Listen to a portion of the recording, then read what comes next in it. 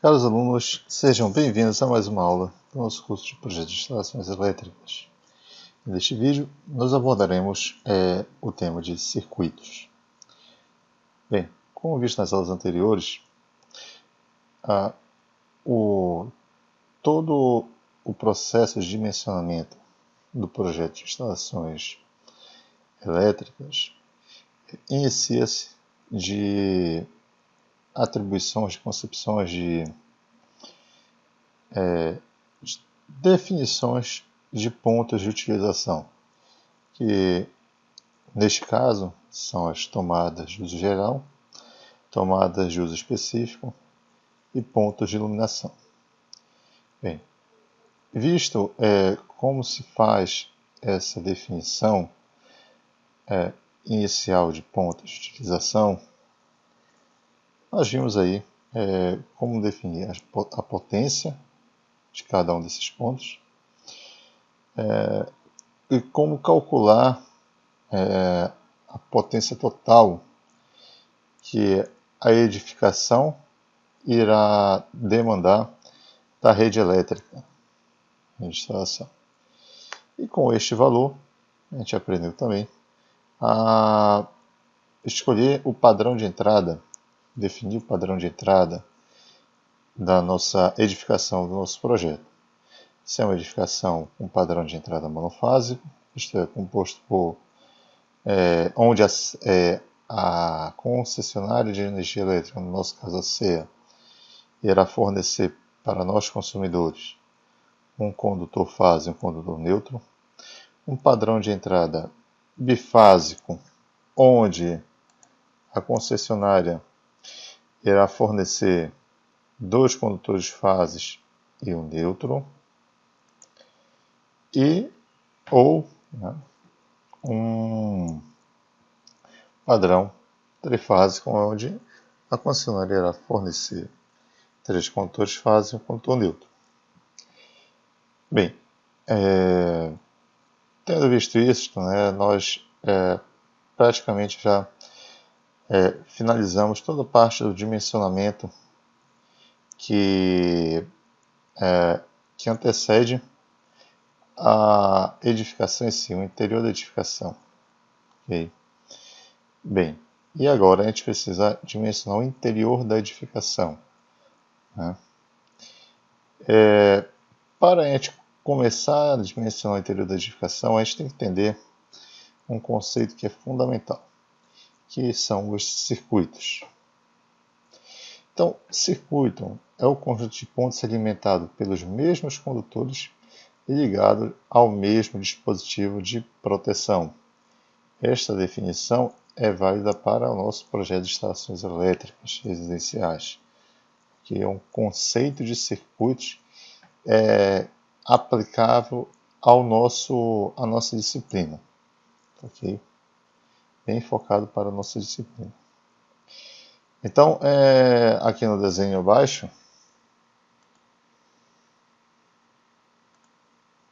no desenho a gente consegue ver aqui uma fonte de alimentação de 127 volts, corrente alternada.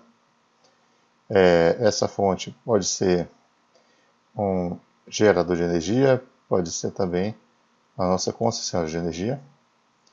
Ela fornece energia ou a edificação, ou seja lá o que for que a gente esteja tratando, recebe essa energia.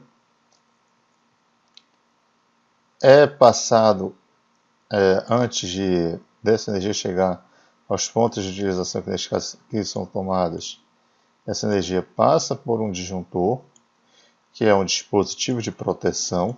A gente vai ver que existem outros tipos de dispositivos de proteção, cada um voltado para uma determinada situação.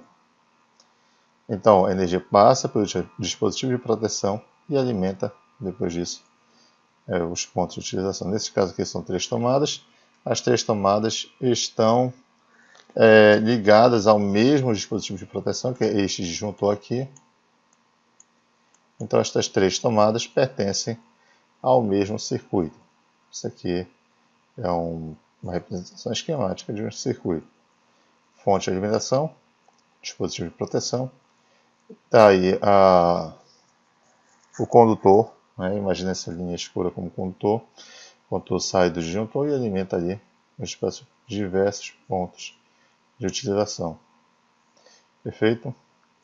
Então, qual é a finalidade da divisão da instalação elétrica em circuitos?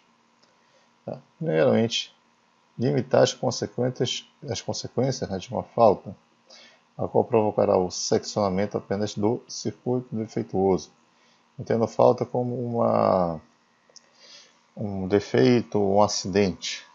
Okay?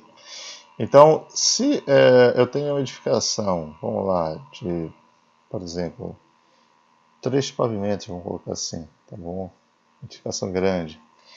E essa edificação, porventura, for composta apenas de um circuito, se eu tiver problema,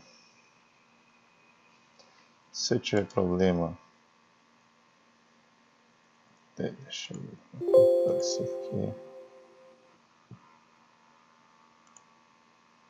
Opa. Então, se eu tiver problema aí, no início, por exemplo, do meu circuito, vamos lá, de repente rompeu aí um condutor, né? Cortou aqui o condutor. A edificação é enorme, tá bom? Tem 3 pavimentos, vamos entender cada tomada assim como um pavimento, tá bom? Se rompeu no início do circuito, né? Aconteceu um problema, rompeu, de repente o disjuntor veio dar problema, né? Enfim, o prédio inteiro vai ficar sem energia, ok? O prédio inteiro vai ficar sem energia. Bem, diferentemente de caso, né, a gente tem uma situação em que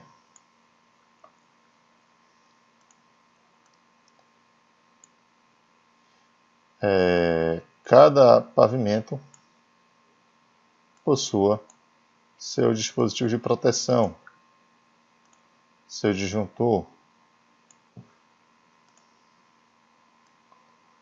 né?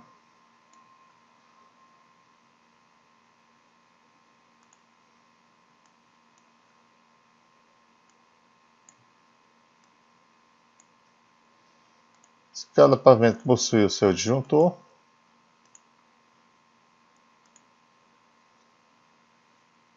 e a gente tiver problema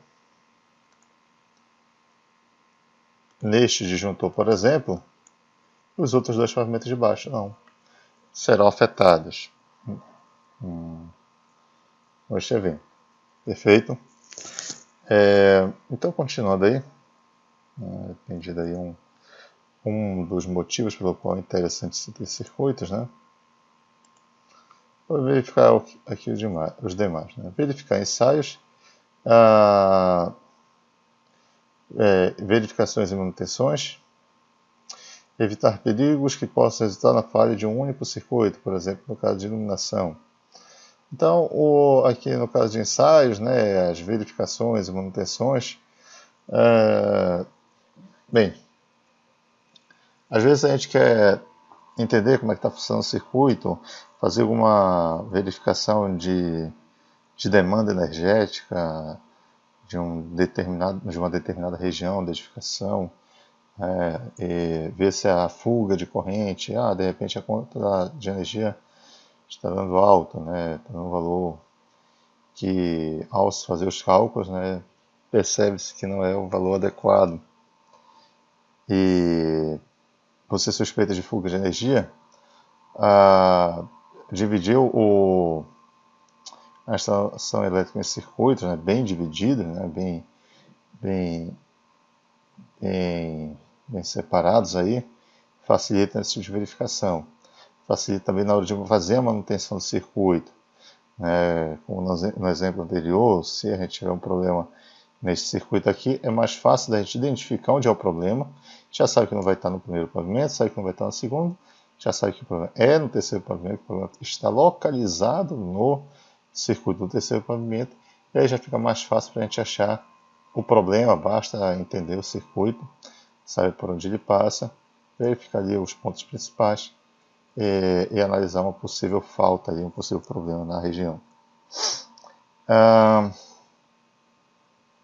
por último, aí, né, evitar os períodos que possam resultar da falha de um único circuito, por exemplo, no caso de iluminação.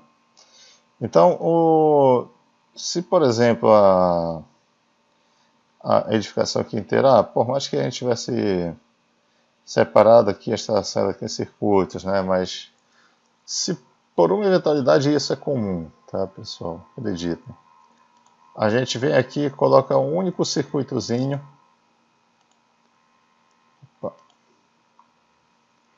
Um único circuito.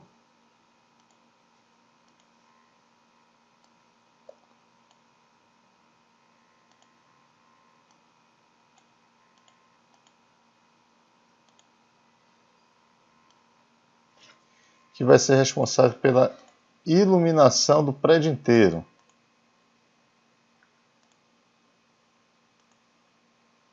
Tá? O único circuito é responsável por toda a iluminação do prédio, dos 3 pavimentos. Se esse único circuito vier a dar problema, por mais que os outros estejam íntegros, né, vai ser complicado, principalmente em um horário de baixa luminosidade. Tá? Você vai estar com o prédio inteiro no escuro, e isso vai dificultar a manutenção de vocês. Okay? Então não é desejável, resumidamente, não é desejável, por exemplo, que uma edificação fique com todo o seu circuito de iluminação preso em apenas um circuito. Tá bom? Principalmente se a edificação for grande. Às vezes, edificações pequenas, a gente não tem muito o que fazer, né? Acaba deixando tudo em um circuito mesmo. Porém, edificações com dois ou mais pavimentos aí, né? Com algo em torno de 100 metros quadrados ou mais de área construída, a gente já pensa em fazer aí a divisão do circuito de iluminação em pelo menos aí 2 circuitos para evitar, né, que numa falha a edificação inteira fique no escuro. Perfeito? Então vamos continuar aqui.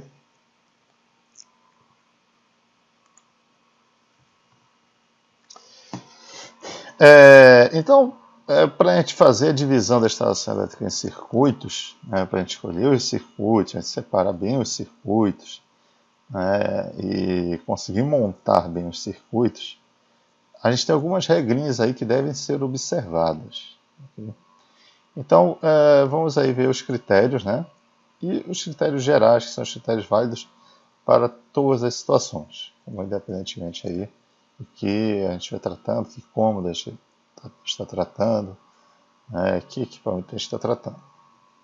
Então, os circuitos de iluminação devem ser separados dos circuitos de tomada, e cada circuito deve ter o seu condutor neutro. Bom, então aqui a primeira dica, tá? A primeira regra geral. Os circuitos de iluminação devem ser separados dos circuitos de tomada, sejam elas TUGs ou TUs. Tá bom? E isso aqui é válido para todos os circuitos. Então, cada circuito deve ter o seu próprio condutor neutro. Tá? Isso talvez seja um pouco complicado de entender agora, mas quando a gente fizer o exercício, né, fizer um treinamento aí, vocês vão se habituar melhor. Porém, eu vou fazer uma pequena observação, tá bom? Com relação ao final aqui do termo, né? Cada circuito deve ter seu condutor neutro. Deixa eu avançar um pouquinho aqui, rapidinho. O condutor neutro, pessoal, ele frequentemente, por questão de economia, né, ele é compartilhado por mais de um circuito, tá bom? Então, observemos aqui este quadro, tá? Para vocês entenderem bem, tá bom? Isso aqui é um circuito, um quadro de uma edificação cuja alimentação é bifásica, ok? A alimentação está vindo da concessionária aqui por baixo, aqui esses dois condutores escuros, bom? Disjuntor principal. Isso aqui é um dispositivo diferencial residual, DDR, e aqui é um DPS, são dois dispositivos de proteção, além do disjuntor. Depois a gente vai falar um pouco mais a respeito, tá bom? Então eles vão meio que, entre aspas, filtrar a energia de vocês E daqui do DPS, desculpa, do DDR, depois desta energia que vem da concessionária passar por estas proteções, ela sai e vai alimentar os circuitos de edificação, tá bom? Vocês se lembram, definição de circuito, né? São todos os componentes ligados aí, conectados, né? Protegidos por o mesmo dispositivo de proteção. Então aqui a gente tem os dispositivos de proteção que estão compondo os circuitos. Percebo aqui, ó, logo de cara, que todos esses dispositivos de proteção são monofásicos, tá? Monofásicos. Por que eu sei que é monofásico? O bifásico, ele é a composição de dois dispositivos, no caso aqui dos disjuntores, tá bom? Unidos juntos, tá bom? Unidos aqui por uma barra, tá? De modo que se uma fase der problema, ela levanta e levanta a outra também. As duas vão juntas. Como a gente não tem isso aqui, todos são separadinhos, a gente já sabe que todos os circuitos são monofásicos, apesar da edificação ter padrão de entrada bifásico. Tá? Mas enfim, o que eu quero chegar aqui, bem resumidamente falando, é que aqui nós temos os dois condutores fase, que entram aqui nesse barramento. Este barramento ele vai conectando aqui os circuitos, né, os dispositivos de proteção que formam os circuitos. Então daqui, ó, fase, ligou aqui neste dispositivo de proteção, sai daqui outra fase, tá bom? E o que eu quero chegar aqui, pessoal, é que cada um desses circuitos, que são formados inicialmente por estes disjuntores, possui uma fase, possui um nêutron, que está saindo daqui, ok, um nêutron. E este nêutron vem da onde? Né? Vem aqui da concessionária, tá bom? A concessionária fornece duas fases e um nêutron, tá? Vem aqui saindo o nêutron, tá bom? Vem daqui, ó, aqui o nêutron, vem da concessionária, tá? E tá aqui, vem escondido aqui por trás. Tá bom? Então, sai daqui, liga aqui o barramento. Do barramento, cada circuito possui um nêutron separado. O que acontece, pessoal? É muito frequente, por questão de economia de condutor, né? Às vezes você tem a experiência do eletricista, inexistência de um projeto de estações elétricas, enfim. Se excluir todos esses condutores aqui neutros e utilizar apenas um. Sai daqui bem depois, né, conforme a rede elétrica vai se ramificando, fazer a divisão desse nêutron, né, fazer a ramificação dele em para atender vários outros pontos. Tá bom? Mas o correto não é isto, o correto é isto aqui que vocês estão vendo. Pegar aqui da concessionária, ligar num barramento e, a partir deste barramento, cada circuito possui o seu próprio condutor nêutron. Cada circuito ser formado, se é circuito monofásico, pelo seu condutor nêutron, pelo seu condutor fase e pelo seu condutor proteção. Aqui o barramento proteção, chamado também de terra. Tá, ok, pessoal? Quando necessário, né? Vocês podem ver aqui que a quantidade de nêutron é maior que a quantidade de proteção. Né? Poxa, por que isso, professor? Bem, circuito de iluminação, por exemplo, não necessita do condutor proteção. Então, daí, né, todos os circuitos aqui destinados à iluminação não vão possuir proteção, vão possuir apenas nêutron e fase. Okay? Então, fiz questão aí de dar fazer um adendo, né, para explicar bem isto, porque é interessante vocês saberem logo de cara, para não começarem o projeto de vocês de maneira inadequada, e também para começar já a observar, né, instalações elétricas e perceber o que deve ser, o que é correto ou não. Okay.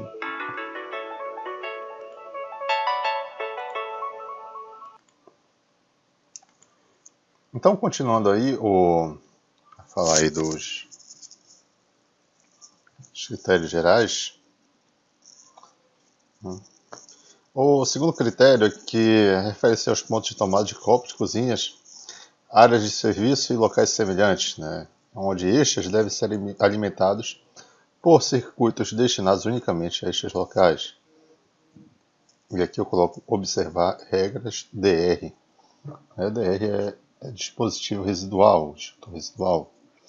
Bom, então estes ambientes, né, copas, cozinhas, áreas de serviço, locais semelhantes, pelo próprio dimensionamento ali, tanto de quantidade de tomadas, de tubos, quanto pela potência deles, né, a gente já percebe que são ambientes que demandam de uma atenção diferenciada, né, afinal são ambientes que demandam de maior potência, que demandam de maior quantidade de tomadas. Então, na hora de montar os circuitos, a gente também deve se atentar para isso. Tá? Destinar circuitos que atendam unicamente estes locais, que não misture, por exemplo, que não se utilize, por exemplo, circuitos que atendam um quarto e uma cozinha ao mesmo tempo. Okay? Então, aqui no nosso terceiro critério geral, equipamentos com corrente superior a 10 amperes devem constituir um circuito independente, né? Então já se classificam aí como TUs, né? Aparelhos que individualmente possuam uma corrente superior a 10 amperes, então a gente já deve preparar um circuito isolado para eles. Aqui, critérios agora válidos para unidades residenciais, motéis, hotéis ou similares. Então, circuitos independentes para aparelhos com corrente igual ou superior a 10 amperes. Tá? Este critério aqui é semelhante ao terceiro critério geral. Ou para aparelhos de ar-condicionado, sendo permitida para aparelhos de ar-condicionado, muita atenção aqui, bom, sendo permitido para este tipo de aparelho, no caso ar-condicionado, a alimentação de mais de um aparelho em um mesmo circuito. Ok?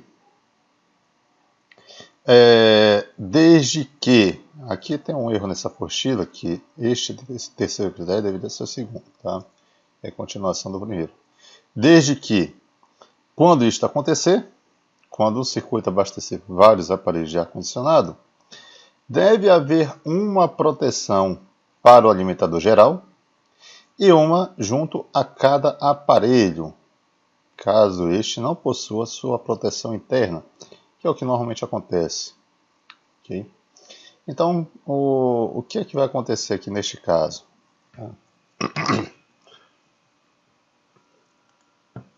Então, neste caso, a gente vai ter ali o nosso circuito, né? Circuito aqui com o dispositivo de proteção. Bom, o circuito de ar-condicionado, nosso dispositivo de proteção. E, saindo dele, nós vamos alimentar aqui, a partir deste circuito, 1, 2, 3, vamos supor aqui 4 aparelhos de ar-condicionado. Ok, então um circuito, tá bom? Circuito aqui um disjuntor, que alimenta 4 ar-condicionados. Só que quando isso acontecer, quando a gente tiver 4 ar-condicionados no mesmo circuito, antes de cada um desses aparelhos, nós vamos colocar um outro dispositivo. Tá bom? Mais um dispositivo imediatamente antes da ligação de cada um desses aparelhos. Tá ok?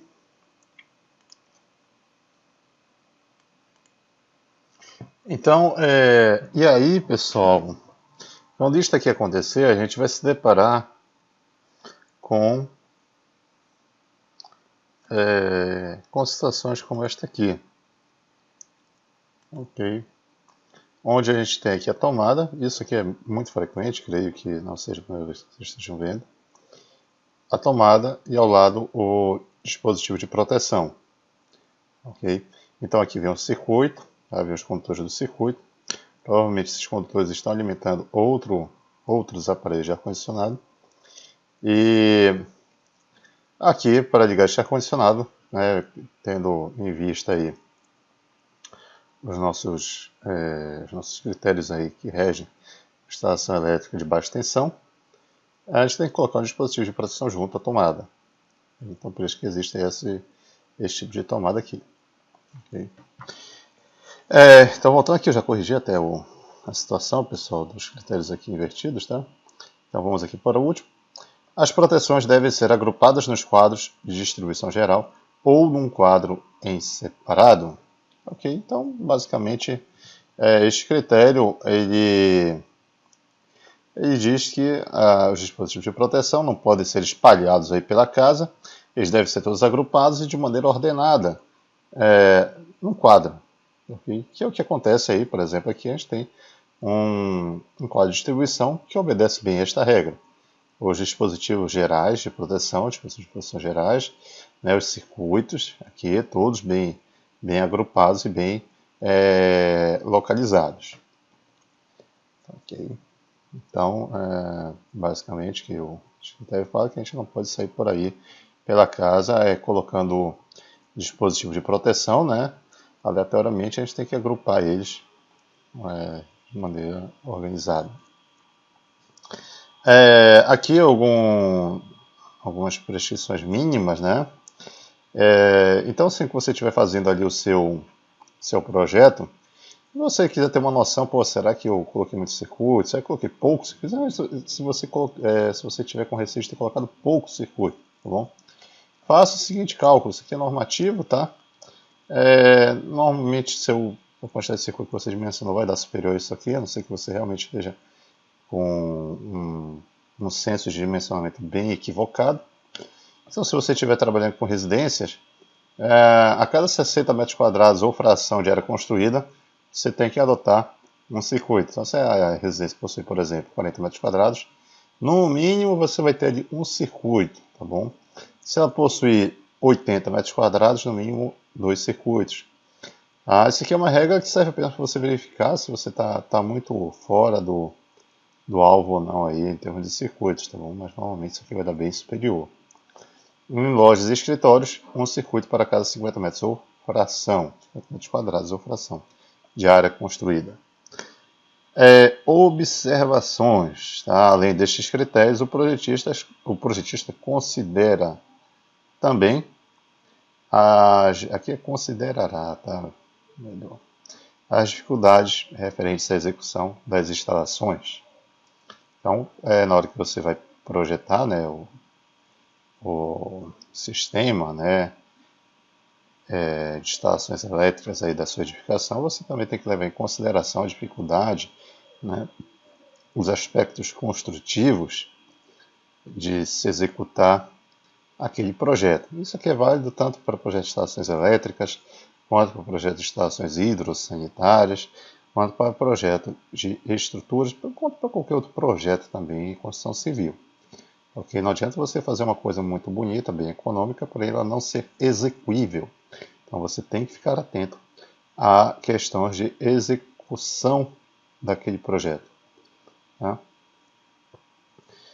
Segundo aspecto aqui, segunda observação, se os circuitos ficarem carregados, os condutores adequados para as suas ligações irão resultar numa seção nominal, que a gente chama de bitola, um termo popular, um termo técnico, muito grande. Isso acarretará em duas situações, né? Dificultando a instalação dos condutores nos eletrodutos, condutores com seção nominal grande, né? Eles, na hora de você fazer a instalação elétrica, você tem dois problemas. Um primeiro problema é que eles são mais rígidos, é mais difícil eles fazerem as curvas dentro dos eletrodutos. Quando o eletroduto muda de direção, é mais complicado você conseguir fazer isso com um condutor de seção maior, pois ele é mais rígido. Tá? Segunda situação, ali ainda falando de condutores nos eletrodutos, se porventura você fizer uma ampliação na sua edificação e precisa passar outros condutores, adiante aquele eletroduto, o condutor de seção nominal maior, né, principalmente se o eletroduto não for bem dimensionado, ele ocupa muito espaço. Isso dificulta você, na hora de uma manutenção, ou na hora de uma ampliação, de uma modificação no projeto que já está executado. Então, são duas situações aí que, quando se trata de eletrodutos, da combinação eletroduto condutor de seção nominal elevada, não gera uma situação muito confortável para o executor da obra. E as ligações terminais, né, que ficam bem dificultadas. Depois vocês vão ver aqui, né, quando a gente fala aqui de interruptores, né, que esses interruptorzinhos aqui, ó, eles possuem um terminal, um borne aí para sua ligação, que é feito, né, para você colocar ali condutores de seção não tão elevadas, né, 2,5 milímetros quadrados, né, 1,5, enfim. Tá, então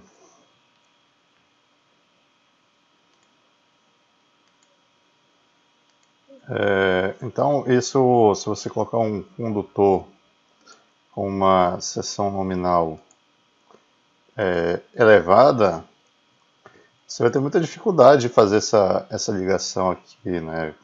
Para colocar o condutor aqui no interruptor. Né? Dependendo da seção aí do condutor, você nem vai conseguir colocar. Você vai ter que fazer uma emenda antes, né? Para reduzir a seção do condutor e poder ligar aqui no interruptor. Então, bem, e para que isto não ocorra, o que a gente deve fazer, né? Uma boa recomendação, essa que é uma recomendação já mais prática, mais técnica, adotada aí nos escritórios de projetos de instalações elétricas, né?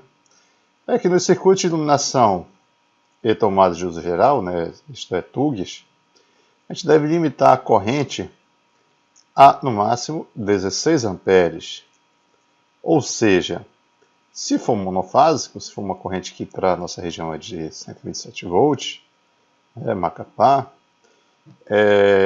a potência deste circuito deve se limitar a 2.032 mA. Ou, no caso de circuito bifásico, 220 volts, a 3.520 voltamperes.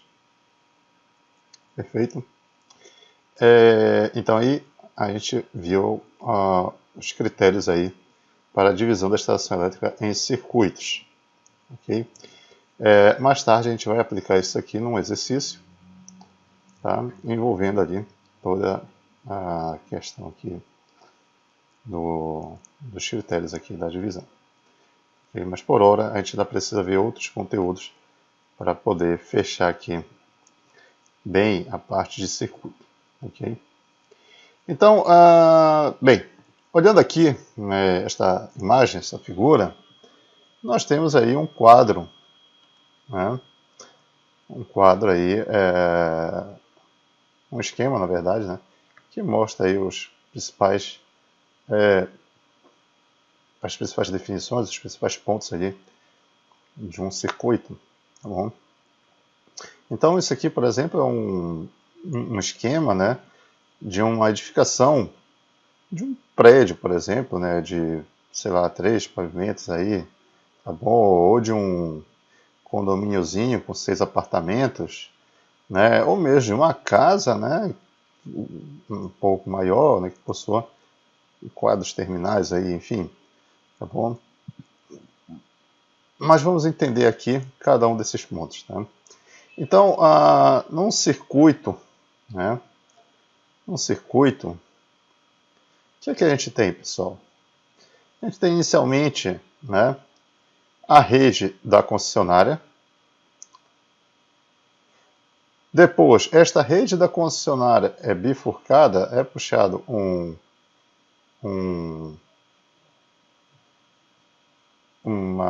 prolongamento, né, que é para alimentar a nossa edificação. Vamos entender essa região aqui como sendo nossa edificação. Okay. Vamos entender isso aqui como sendo já a edificação em si. Tá? Tudo que está em volta aqui desse círculo vermelho é a edificação em si. Então, da rede da concessionária sai um circuito alimentador, que é aquele condutor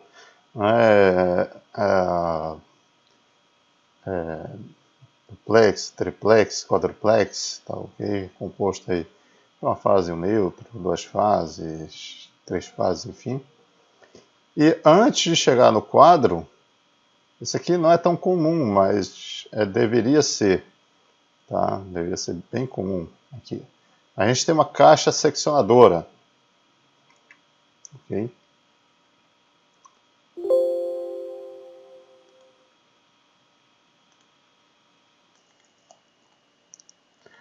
Então aqui nós temos alguns exemplos, né, de caixas seccionadoras, né,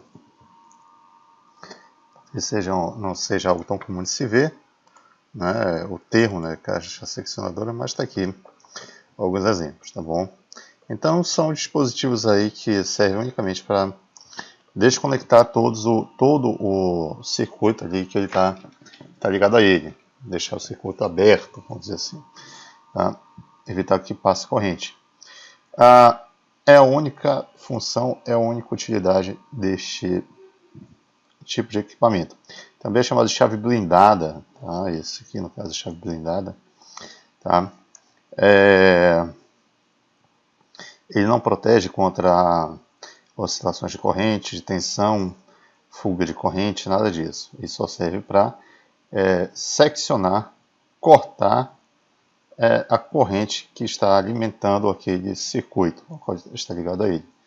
Então, normalmente colocado ali, né, no início, antes do quadro geral de distribuição, para fazer com que facilite aí a manutenção deste quadro. E por que ele não tem nenhum dispositivo interno de proteção, nem nada do tipo, né? E apenas uma chave, serve apenas para seccionar, né, o circuito ali, né? Porque quando você tem qualquer tipo de dispositivo de proteção, né, por exemplo, um disjuntor que possui ali, né, uma chapa bimetálica ou um dispositivo magnético dentro, né, enfim, você está sujeito com que aquele mecanismo venha dar defeito. Bom, e a chave seccionadora, por ela ser um mecanismo simples, né, que apenas abre e fecha ali o circuito por contato, a probabilidade de dar defeito nesse tipo de equipamento é pequena. E o que torna ele interessante, tá bom? Afinal, a intenção é você nunca, de preferência, nunca fazer manutenção neste dispositivo. Obviamente utilizar ele, né, quando necessário, mas nunca fazer manutenção dele, porque se você for fazer manutenção dele, você não tem um outro dispositivo anterior a ele que forneça, né, que corte a alimentação, né, elétrica aqui para que você possa fazer o serviço com a segurança adequada. Então, essa aqui é a caixa seccionadora, serve para isto. E depois, logo após a caixa seccionadora, a gente tem... e aqui, né, exemplos de caixas seccionadoras aí de baixa tensão, né, só que voltadas aí para uma instalação um pouco mais robusta. E aqui é voltado para edificações residenciais. Esse aqui, né, no caso, é uma trifásica, porque ela secciona aí até 3 fases. Tem bifásico, tem monofásico, enfim, tem para diversas situações. Continuando, nós temos aqui o quadro de distribuição, logo após a caixa seccionadora. Tá bom? Se você tiver uma edificação pequena, de pequeno porte, né, este aqui vai ser tanto quadro de distribuição quanto quadro terminal, tá bom? Então ele vai acumular as duas funções, tá bom? Mas será chamado de quadro de distribuição. Neste caso aqui, desta figura, a gente também tem os quadros terminais. Então, quando a gente tem quadro terminal, o quadro de distribuição, dele saem os circuitos de distribuição divisionários que vão alimentar os quadros terminais. Tá? E aí, a partir de cada quadro terminal, saem os circuitos terminais, que estes sim irão alimentar diretamente as tomadas, pontos de iluminação e TUs também. Entendido, pessoal? Então, isso aqui é um quadro básico, um resumão básico, né? Dá para entender muito bem como são compostos os circuitos de edificação, observando aí apenas essa figura. Ela explica aí muita coisa, tá bom? Então, ali nós temos o circuito de distribuição, que é o circuito que liga o quadro de medição ao quadro de distribuição. Depende do potencial total da carga instalada. Bom, circuitos terminais aqui, enfim, só explicando, né, o que eu falei já anteriormente. E bem, a gente tem os circuitos, porém, dentro dos circuitos, a gente precisa de dispositivos que comandam aqueles equipamentos que estão ligados aos circuitos. Ok? Quando a gente está trabalhando de TUG, de tomada, TUG ou TUI, a gente não tem essa preocupação. Afinal, os equipamentos que são ligados nestes pontos de alimentação, né, nestas tomadas, eles em si, né, já na concepção destes equipamentos, eles já possuem os seus dispositivos de comando, seus botões de ligar e desligar. Porém, quando a gente fala de iluminação, né, a lâmpada não vem embutido nela um botão de ligar e desligar, porque ela não possui um controle remoto que faça isso. Então, a gente precisa de interruptores que façam essa ação de ligar e desligar. A gente precisa de dispositivos externos, são os interruptores. Tá? A gente tem interruptores unipolares, bipolares, paralelos, dimmer, etc. Aí, né? A gente vai ver aí. Então, a gente vai ver aqui alguns, tá? Como eu falei para vocês anteriormente, esta parte aqui do curso, normalmente ela é bem prática, né? Eu levo vocês para o laboratório e a gente vê isso aí na prática. Porém, como a gente não tem, este ano a gente não tem, né, um ano atípico, então eu vou mostrar aqui para vocês o básico. Eu espero que vocês leiam com calma, vejam cada um deles. Na internet vocês vão ver vídeos aí de gente manipulando, né, enfim, utilizando bem esses interruptores. E estudem, tá? Então nós temos interruptores comuns, né, que são de 5 amperes aí, tá bom?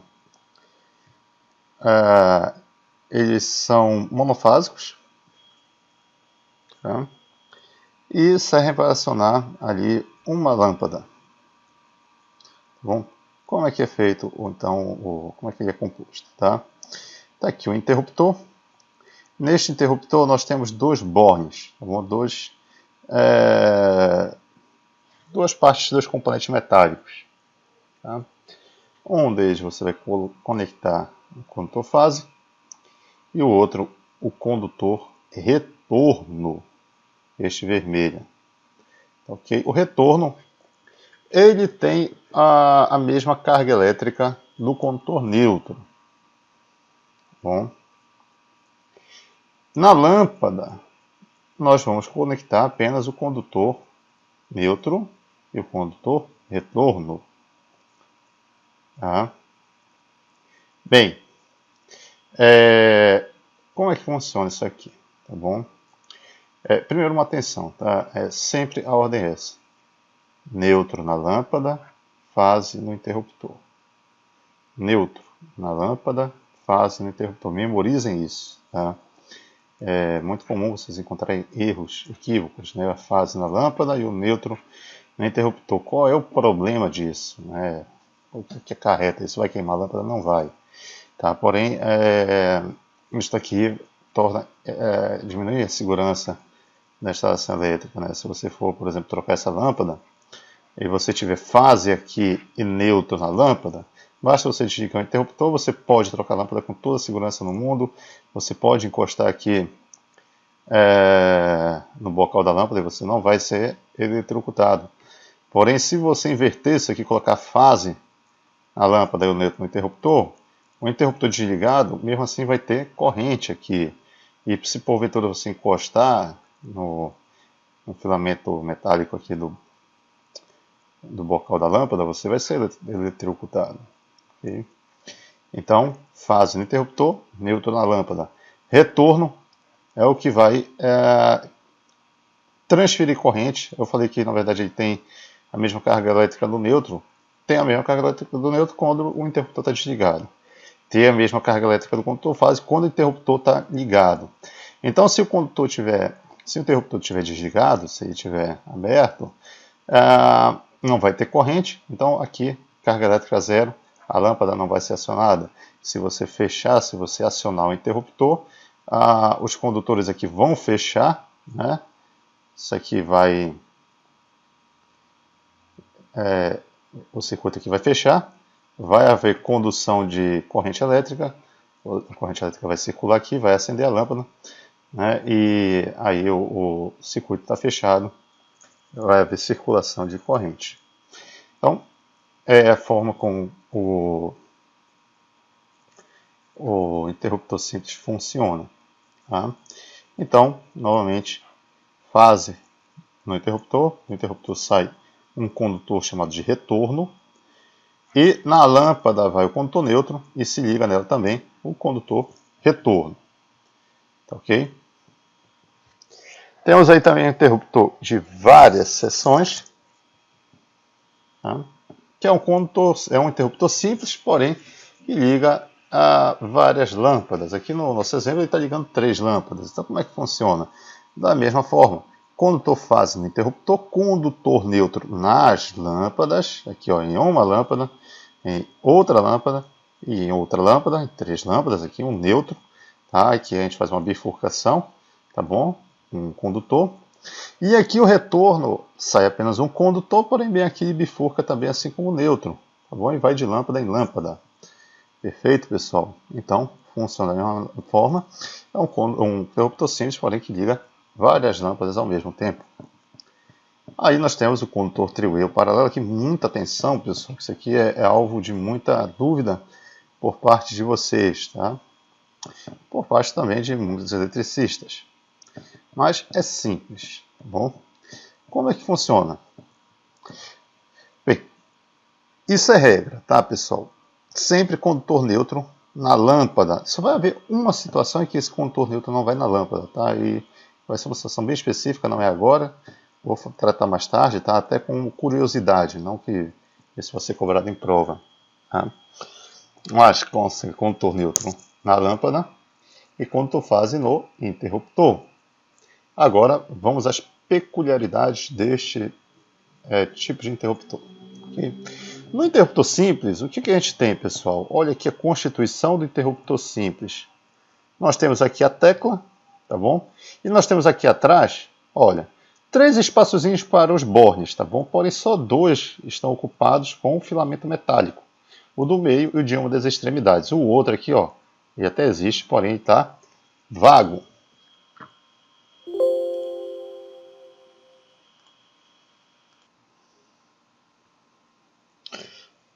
Então, aqui a principal diferença entre o interruptor simples e o interruptor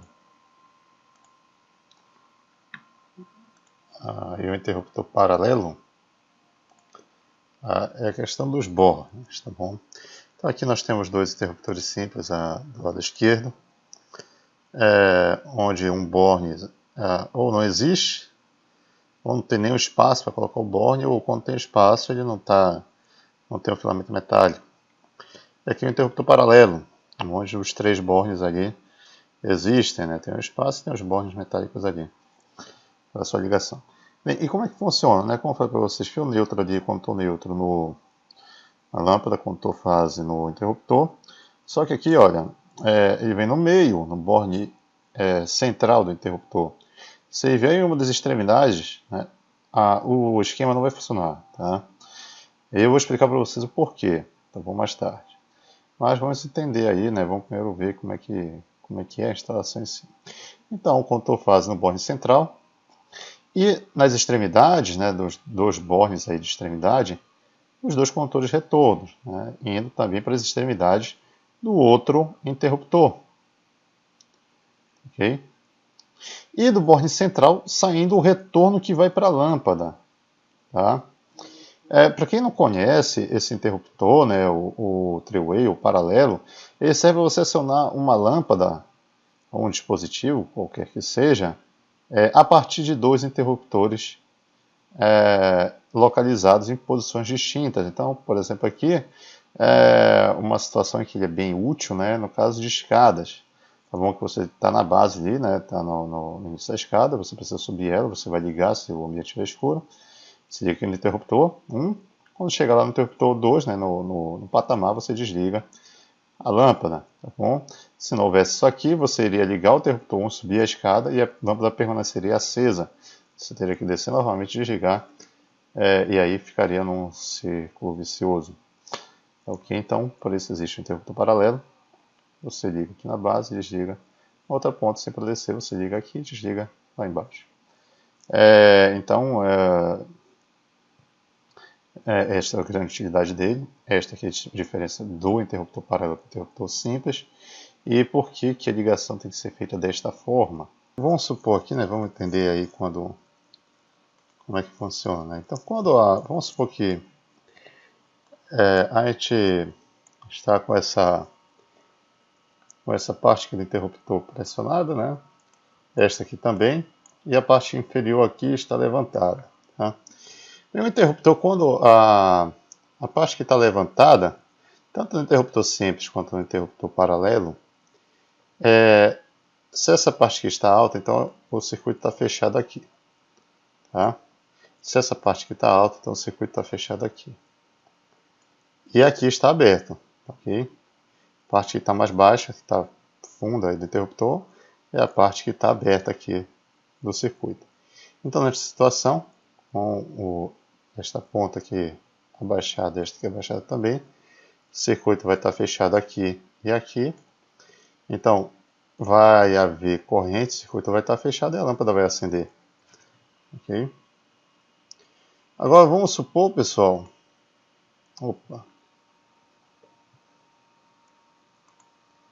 Vamos supor que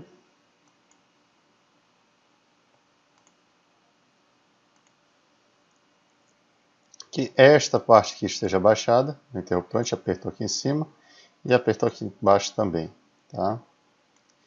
Então, nessa situação, esta parte aqui vai estar fechada, né? Esta seção aqui, estes dois bornes vão estar conectados, mas aqui, como a gente apertou a parte de baixo, então os bornes que vão estar conectados serão estes aqui. Então, olha lá, vamos entender aqui como é que a corrente elétrica vai se comportar aqui nesse circuito. Então aqui vai estar havendo corrente, neste retorno vai ter corrente, porém quando chega bem aqui o circuito está aberto. Então a corrente que está aqui neste retorno não vai para a lâmpada. Então a lâmpada vai estar apagada. Ok? Porém, se